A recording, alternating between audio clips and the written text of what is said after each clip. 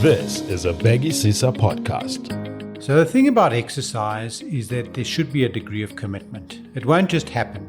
We know if we go back to the science that 150 to 300 minutes a week is really the sweet spot. That's what you should be aiming for. Hello and welcome again to our Bekisisa podcast. I'm Mia Malan. We're almost halfway through the year, and all those 28-day exercise challenges and let's lose weight ads are by now old news. But really, how should you exercise? And can you believe the promises of apps that say their exercises will give you a six-pack or guarantee that you reach your goal weight? We're going to find out answers from Professor John Petriscios today. He's a professor of sports and exercise at Wits University, and as a doctor, he's specialized in sports medicine for over 25 years.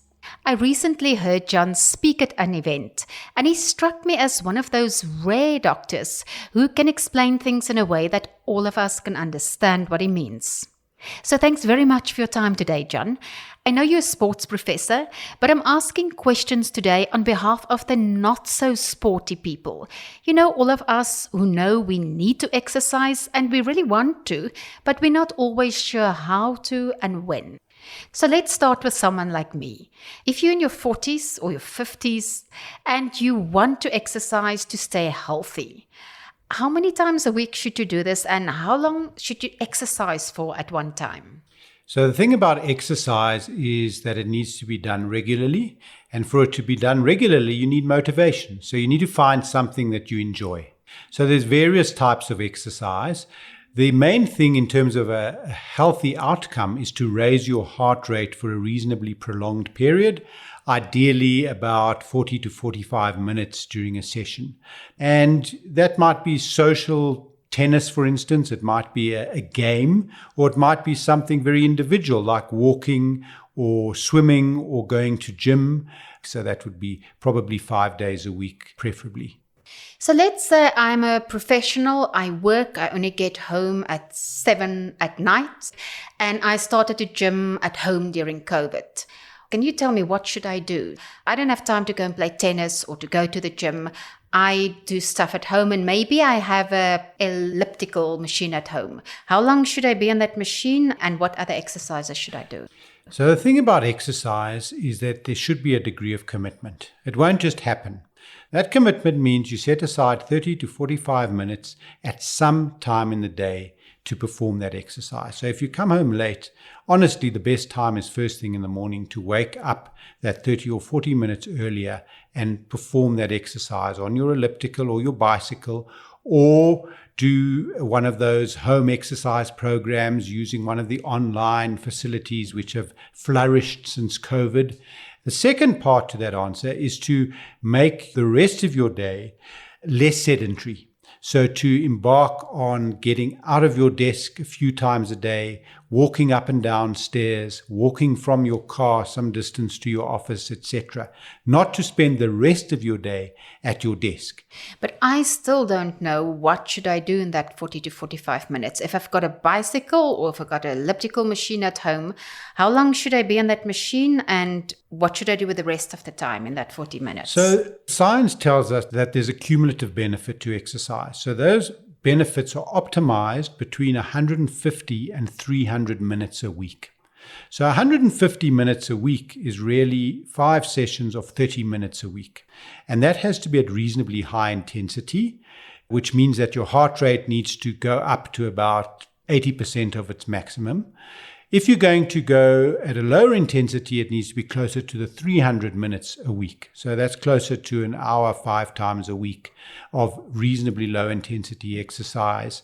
So let's say I choose to do that 30 minutes 5 times a week. What do I do in that 30 minutes? So you need to be raising your heart rate at a level where it starts becoming a little bit difficult to have a conversation. So that's a good guideline if one's not using a heart rate monitor, for instance, that it becomes a little bit difficult to speak to somebody who's next to you because you're a little bit short of breath.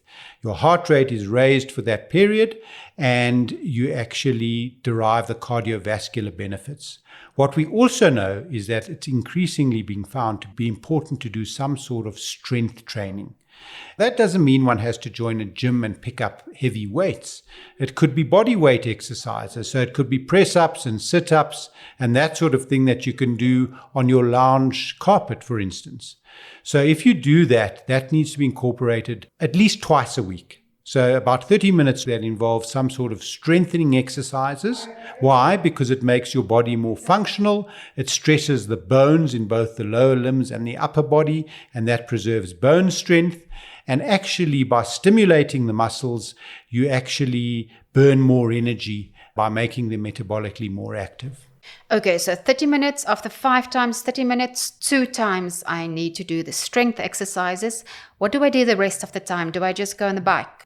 But the bicycle is fine, but I wouldn't just turn your legs over. I think you need to build in a degree of intensity. So have periods of perhaps 3 or 4 minutes of higher intensity where you're working harder against resistance, standing up on the bike, for instance, and then recovery phases. So that's what we call high intensity interval training. So the intervals push your heart rate up and then allow a period of recovery. And that's been shown to be useful, especially from a fat burning point of view, for instance. When I go onto Instagram, I see all of these ads talking about 28-day challenges. And if you in your 40s, they recommend that you should just not do cardio. It doesn't make you thin, it makes you fatter, they say. And you should rather do a 7-minute a day routine that they give you. Is that true? I'd be very wary of any advice that promotes less exercise rather than more. We know, if we go back to the science, that 150 to 300 minutes a week is really the sweet spot. That's what you should be aiming for. To try and achieve the same in 7 minutes is not going to be optimal. Now, if one only has 7 or 10 minutes available, then that's fine, and do it at a reasonably high intensity and try and make it up through less sedentary behavior the rest of the day. But ultimately, these apps should be promoting 30 to 45 to 60-minute sessions of higher heart rate activity and including some sort of strength. So why do they say cardio isn't good? Do you burn more calories if you have high intensity or strength exercises? How does it work? Cardio means the heart, and it means that you're raising the heart rate. Now, that's critically important, and a lot of the research is based on exercise that raises the heart rate. So in essence, I'm saying I disagree with that. I think cardio exercise that raises the heart rate for prolonged periods, is critical to maintaining good health and achieving better health. Now, the weight loss is something different because, and I want to send this message, it's very difficult to lose weight just by targeting it with exercise. One needs to have a good eating pattern. Now, note, I don't use the word diet because it's not a short-term thing. It is very difficult, if not impossible, to eat badly and lose weight through exercise. In fact, probably the more important from a weight loss point of view is the calorie control and the food choices. The exercise has huge benefits, but weight loss is very difficult if you're eating badly. When you say the benefits are huge, what is the medical explanation? How does exercise keep you healthy? What does it do to your body? Why does it make you more healthy? Let's start with the end point. The end point of people who exercise regularly is that they live longer, they live better quality lives, they go to hospital less. In other words, they don't get sick as often. Now, why does that happen? That happens because exercise affects nearly every part of your body. And the new research is showing that the muscular system is almost like an endocrine system. Now, that's a fancy word for a release of hormones across the body. So the muscles actually release these chemicals which target different parts of the body and actually improve the health of those parts of the body. So that might be the heart, for instance, which becomes a more efficient pump. It's the blood vessels which dilate more so that your blood pressure is lowered and your risks of heart attacks and stroke is less. It's your insulin in the body that controls your sugar levels. It's the muscle strength itself that allows you to climb stairs more efficiently. It's the bones which become harder, so you break them less frequently. Whichever area of the body you look at, the benefits of exercise are there. And that's because of the chemicals that are released that target all aspects of the body. We have a question from one of our Twitter followers who says her physio told her to do yoga for strength training because she has spine problems and she has something called scoliosis. But she seems to have very bad pains after doing yoga. And she wants to know, is it really good to do? Can you just, before you explain that, explain what is scoliosis? Scoliosis is a curvature of the spine. So you have a sort of S-shaped spine, and that comes across a range of severities. So some people are minor, some are more severe, and the very severe ones sometimes need surgery if you get it early enough. But having said that, strength training and flexibility training is probably the cornerstone of managing spine problems. And so, yes, yoga may well be beneficial, but it shouldn't be hurting. So if you're hurting afterwards, you've either got to leave out certain exercises or do less of it and discuss with the instructor what's appropriate, because everybody's treatment or intervention has to be tailored for their particular problem. And yes, it does have flexibility and strength benefits to it. Why? Because you're actually supporting your own body weight, and you're adopting certain positions which you're holding for a specific period of time, and you're stretching various muscles, tendons, and ligaments. And so you're pushing the body into areas that challenge it and allow the body to adapt. So exercise benefits all, and fitness is really about adaptation.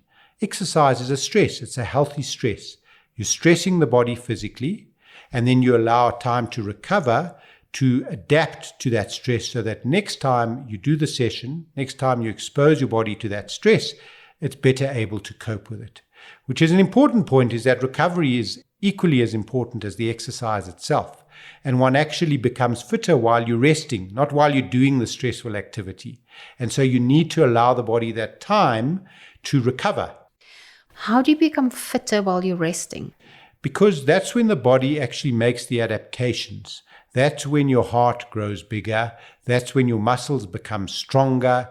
That's when you make the heart rate adaptations. That's when the hormone systems adapt to be able to cope better next time you exercise.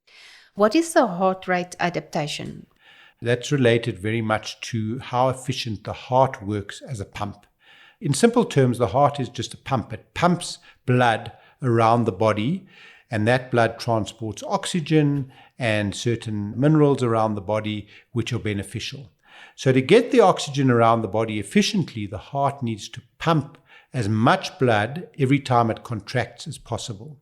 So fitter people have a bigger heart which pumps more blood each time it contracts. Because it's pumping more blood each time it contracts, it needs to work fewer times in a minute because it's a more efficient pump. So if you're unfit, your heart's going to be working harder just to get you around on a day-to-day basis. You'll have a heart rate maybe in the 80s to 90s per minute at rest. Whereas if you're fit, your heart rate may be in the 40s or 50s because you have developed strong heart muscle that acts as an efficient pump and pumps less often to get the same amount of oxygen around the body. Talking of that number at the rate at which it pumps, you mentioned that you need to exercise so that you can't comfortably talk to someone next to you. If you looked on your device and measured your heart rate, what would that be more or less? So the first thing is to look at your resting heart rate. So you'd look at your watch first thing in the morning as you wake up and get an idea of what your resting heart rate is, because that gives you an idea of your baseline fitness and maybe a useful way of monitoring how your fitness is improving at rest. And also perhaps when you're either sick or overtrained, your heart rate might go up. So for instance, if you have a heart rate normally of about 60 beats per minute, and for several days in a row it's at 72 or 75, you might say, well, something's not right here. Either I'm getting tired, I'm not coping, or I'm stressed, or I'm getting ill. So that's a useful thing. Then there's a very nice little simple equation which you can use, which is very much a broad guide, and that's 220 minus your age. And that gives you an idea of what your potential maximum heart rate is, what your heart can get up to. So if you're 50 years of age, that would be about 170, would be the maximum number of beats per minute. So what I said about working at a high intensity so you can't speak to someone next to you would be about 80% of that. So if your maximum is 200 as a 20-year-old, then 160 would be that higher intensity. It's a broad range and there's a variety of variations in there, but broadly speaking, that's a useful figure to keep in your mind, 220 minus your age. We have another Twitter follower who is in his mid-60s, and he says he exercised regularly and now he's retired and he feels he's getting less flexible. And what exercises should he do for that? And I'm combining that with a yoga person because I wanted to know that if yoga is painful, then what are the other things that she can do? The age-related inflexibility is a real thing, and that's because the joints become less flexible, the muscles and tendons tighten up and stiffen up, and so you're not going to be able to touch your toes as easily if you could before. So the most important thing is actually movement, is getting out of a chair and actually moving around. That's the most important way of achieving more flexibility and movement across the joints. If one wants to target specific areas, then stretching as part of a warm-up and a cool-down would be good in terms of pushing your body into that very tight zone and holding it there for a period of about 30 or 40 seconds to allow over a period of time those muscles and tendons to stretch out. And that's where yoga might be part of that strategy.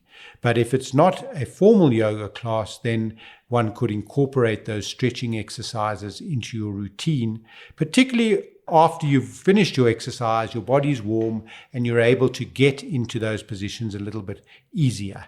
But just moving itself is a great way of improving flexibility and mobility across all your muscles and joints. Can you just give me a medical explanation? So I've exercised now I do stretches, I touch the floor and I stretch my arms. Why would that help me to be more flexible later? How does that transfer to more flexibility in general?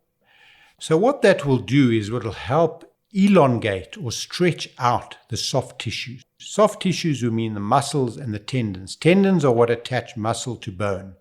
So if you can actually improve the length, let's put it that way, of those tissues, you're going to be able to move more freely, and in moving more freely, you're going to be in pain less often.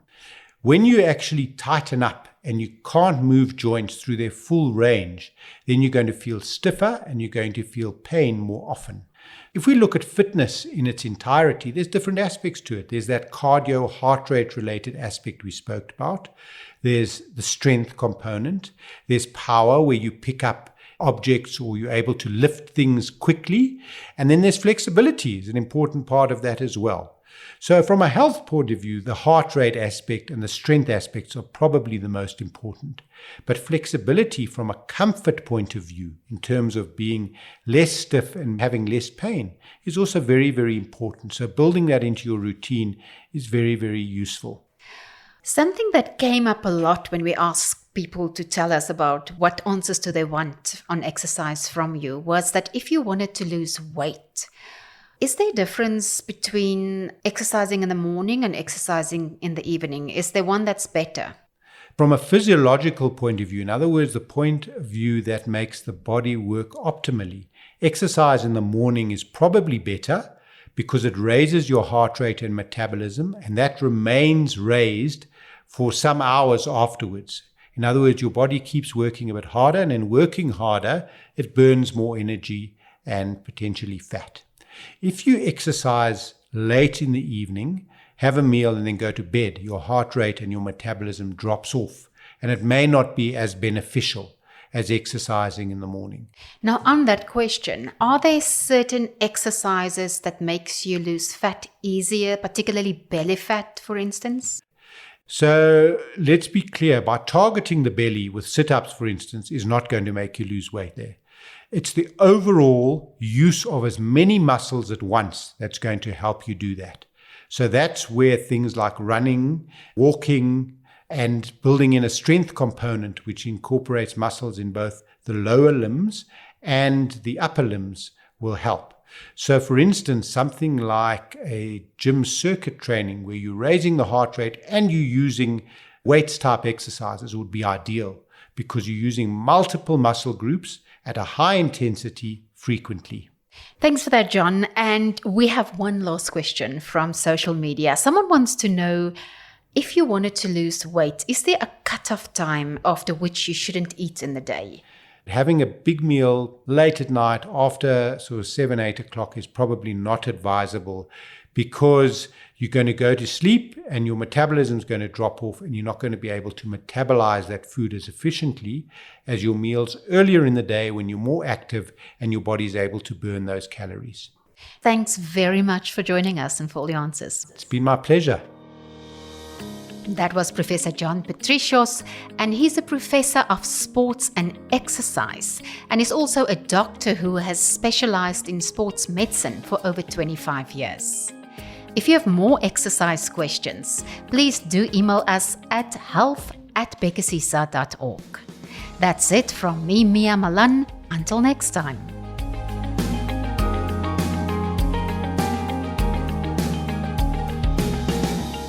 This was a Bekesisa podcast.